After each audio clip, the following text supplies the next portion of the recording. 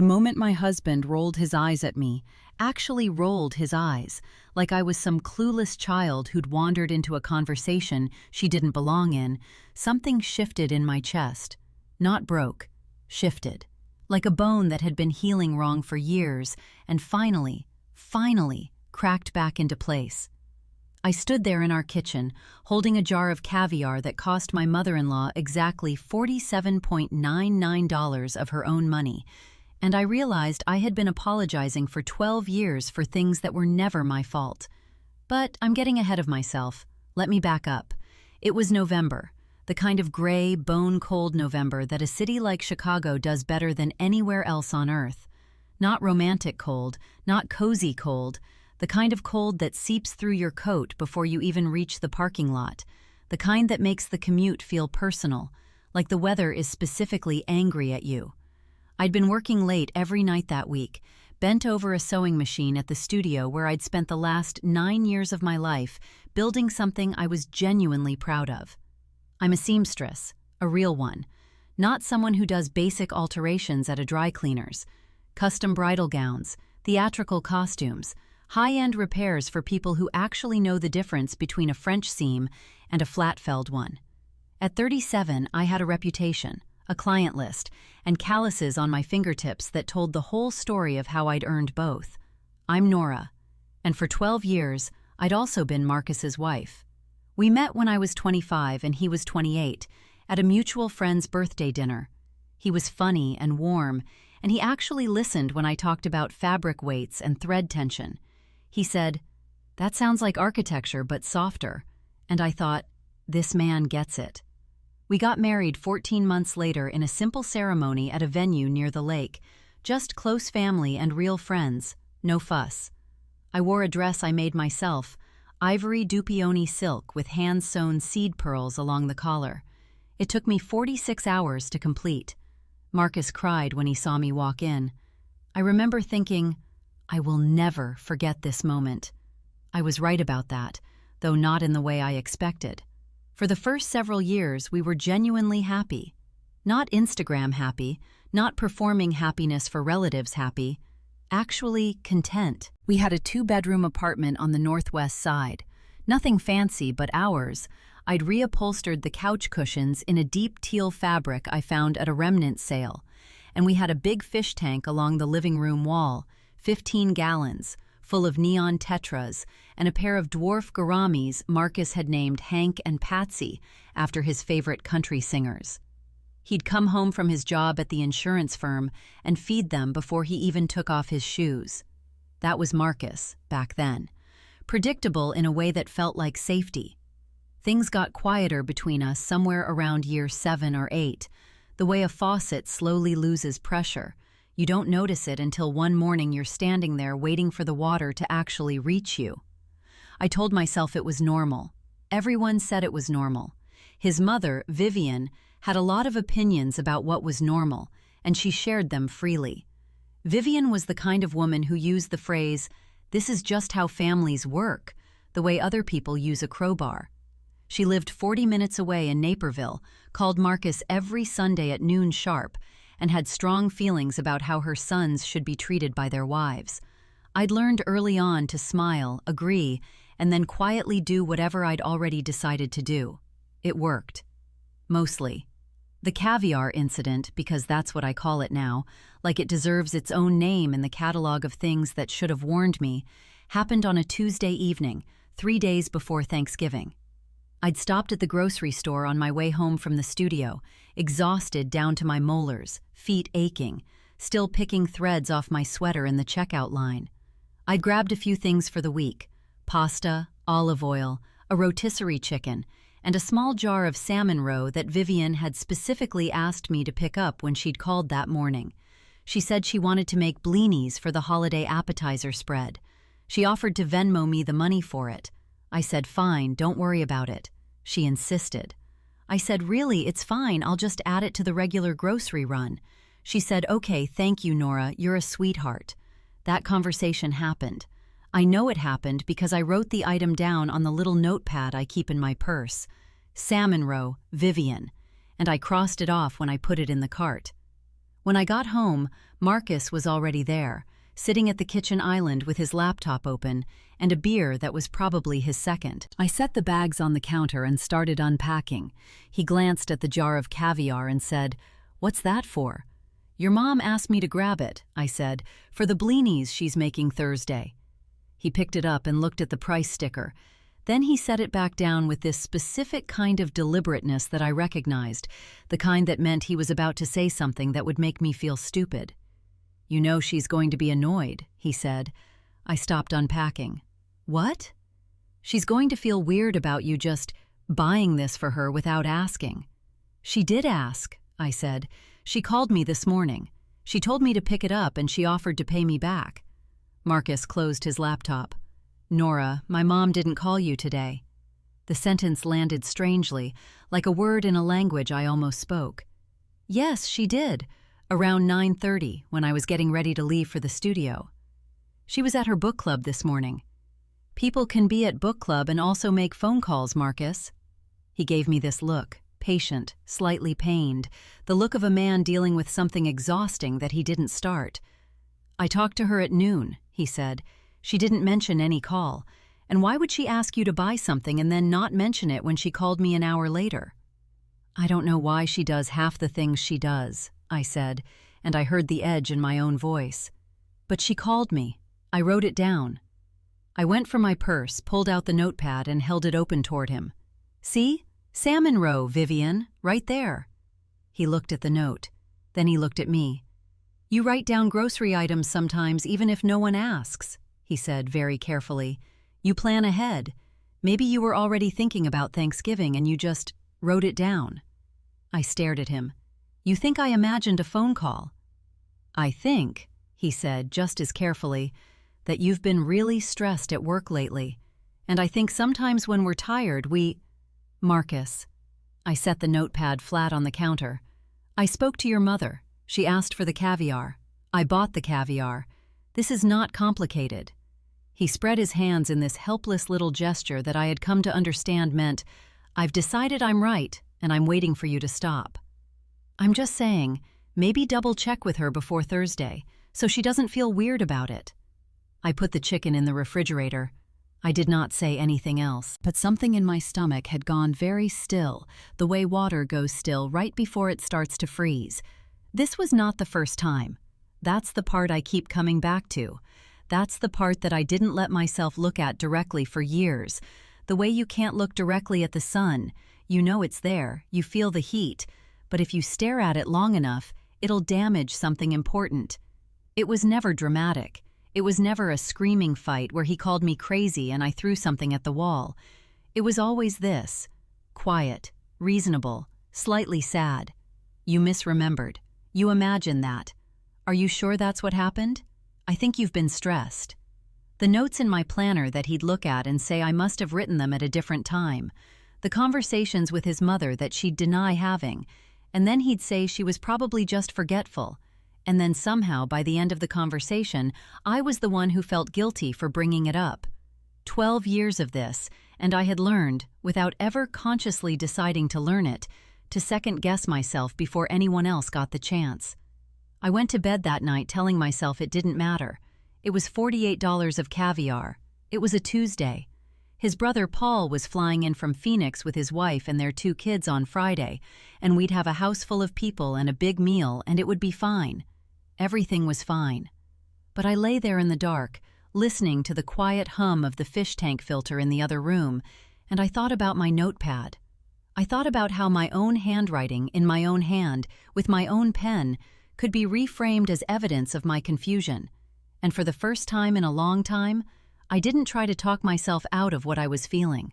I let myself feel it clearly, without apology. Something was wrong, had been wrong, and I had been the last to know, or maybe, more accurately, the last to let myself admit it. I didn't sleep well. And in the morning, when I found a voicemail on my phone from Vivian, time-stamped 9:27 a.m. the previous day, asking me to grab the salmon roe for her blinis, I stood in the kitchen for a full 30 seconds with the phone in my hand, deciding what to do with this piece of information. And that was when Marcus walked in and said the words that would change everything. Tomorrow my brother Paul flies in with his whole family, and they're staying with us. Were you planning to feed them a bowl of salad? I looked at my phone. I looked at him, and then I said something that made him go completely, utterly silent. I held up my phone so the screen was facing him. Vivian's voicemail, time-stamped 9:27 a.m. the previous day. Her voice warm and unhurried, asking me to grab the salmon roe for her blinis. 23 seconds long. I'd played it twice already, standing alone in the kitchen before he walked in, just to be sure I wasn't losing my mind. Were you planning to feed them a bowl of salad? He repeated, because he thought I hadn't answered. Play it, I said. My voice came out quieter than I expected and steadier. Press play, Marcus, right now. He looked at the phone. He looked at me. Something moved across his face, not guilt exactly, but something adjacent to it.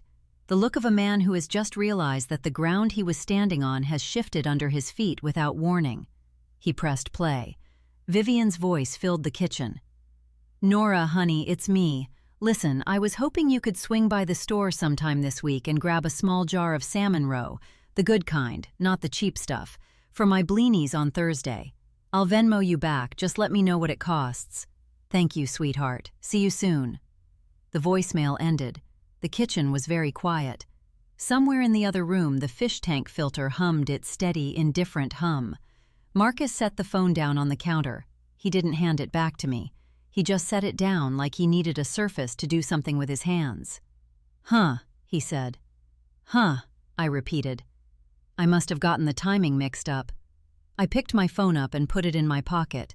You told me I imagined a phone call. You told me I was stressed and confused. You suggested I'd written down a grocery item out of some kind of, wishful thinking? And now there's 23 seconds of audio that proves I was telling the truth, and all you have is, huh. He ran a hand through his hair. I wasn't saying you were lying, Nora. I was just, you told me, I said, to double-check with your mother before Thursday so she wouldn't feel weird. When I was the one who spoke to her, when I was the one who went out of my way to buy something she asked me to buy, and you stood in this kitchen and made me feel like I was losing my grip on reality. Over $48 of caviar. I didn't mean to make you feel. I know you didn't mean to. I picked up the jar of salmon roe and set it on the shelf above the stove, where I keep things I don't want touched. That's actually the part that worries me most. He didn't have anything to say to that. I went to take a shower and he stayed in the kitchen, and when I came out an hour later he was in bed with the light off, not asleep, but pretending to be. I lay next to him in the dark and thought, very clearly and very calmly, about all the times over the past 12 years that I had doubted my own memory. All the notes I had written and then questioned, all the conversations I had replayed in my head, trying to figure out if I'd misheard something, misread something, invented something out of thin air. I thought about the particular exhaustion of being married to someone who was never loud about it, who never called me names, who always seemed so reasonable, so genuinely concerned. The exhaustion of gaslight delivered gently, with furrowed brows and a soft voice. I made a decision that night. Not an angry decision. I'd moved past angry somewhere between the kitchen and the shower. A clear decision, the kind you make when you finally looked at something directly and you can't unsee it. Paul and his family arrived Friday afternoon, the day after Thanksgiving. His wife was named Deirdre, a compact, efficient woman who laughed easily and made everything feel slightly more manageable just by walking into a room. Their kids, a boy of 13 and a girl of 10, spent most of the time on their devices, which was fine by me. Vivian came over around 3, carrying a casserole dish and the blinis she'd made with the salmon roe I'd bought, and she set them on the table and said, "Nora, these turned out beautifully. Thank you for getting that for me." And Marcus, sitting right there at the table, said nothing, did not acknowledge the exchange, just reached for a dinner roll. I watched Deirdre's eyes flick between me and Marcus and back again, quick and practiced, the way someone watches a room when they've learned to read rooms. Later, when the kids had wandered off and Vivian was washing dishes with Paul, Deirdre found me on the back porch. It was cold enough that our breath showed, but neither of us moved to go inside. "How long has it been like this?" she asked. No preamble. I looked at her. "Like what?" She gave me a look that said she wasn't playing that game. "Paul does something similar," she said quietly. "Not as bad, but I recognize the pattern. The way you checked his face before you answered my question at dinner. The way you corrected yourself mid-sentence about the grocery store, like you were preemptively defending something." She paused. "I've been doing the same thing for 6 years. I started therapy 8 months ago. I'm just telling you that." I stood there for a moment with the cold air in my lungs. "I have a friend," I finally said. "She's been suggesting the same thing for a while." "Listen to her," Deirdre said. "I started seeing a therapist named Dr. Wren Calloway in January. She had an office on the second floor of a building in Lincoln Square, with a rubber plant in the corner and a sound machine outside the door. She did not tell me what to think or what to do. She asked questions and then sat with the answers without rushing to fill the silence. On our third session, I described the pattern, the notes, the phone call, the 12 years of quiet, reasonable doubt, and she didn't say, "That sounds like gaslighting," like she was handing me a label to stick on a box. She said, "What do you notice in your body when you try to trust your own memory?" I said, "I feel like I'm standing on ice and I don't know how thick it is." She nodded. "And right now, telling me this?" I thought about it. "Solid," I said. "It feels solid." Marcus and I had our worst fight in February. Not about anything dramatic, about the electric bill, of all things, and whose responsibility it was to set up the autopay after we'd switched providers. It escalated the way those fights do when they're actually about something else entirely. And at some point he said, "You always do this. You always make everything into some kind of referendum on our marriage." And I said very evenly, "Marcus, I have a voicemail saved on my phone from your mother. I have kept every note I've written in my planner for the past 6 months. I have screenshots of text messages that contradict things you've told me happened. I am not doing that to use them against you. I'm doing it because I needed to know I could trust myself. And I can. So when you tell me I'm making everything into a referendum, I need you to understand that I know exactly what I said and exactly what you said, and I'm not going to apologize for knowing." The silence after that was different from the other silences. He sat down at the kitchen island. He put his face in his hands. And then he said something I had not expected. "I know I do it. I've known for a while. I don't always realize I'm doing it while it's happening. That's not an excuse. I know that's not an excuse." It wasn't an excuse, but it was the first honest thing he'd said to me in longer than I could measure. I sat across from him and I felt grief, which surprised me. I thought I'd already done the grief part, in pieces, over years, in the dark when he was pretending to sleep. But this was different.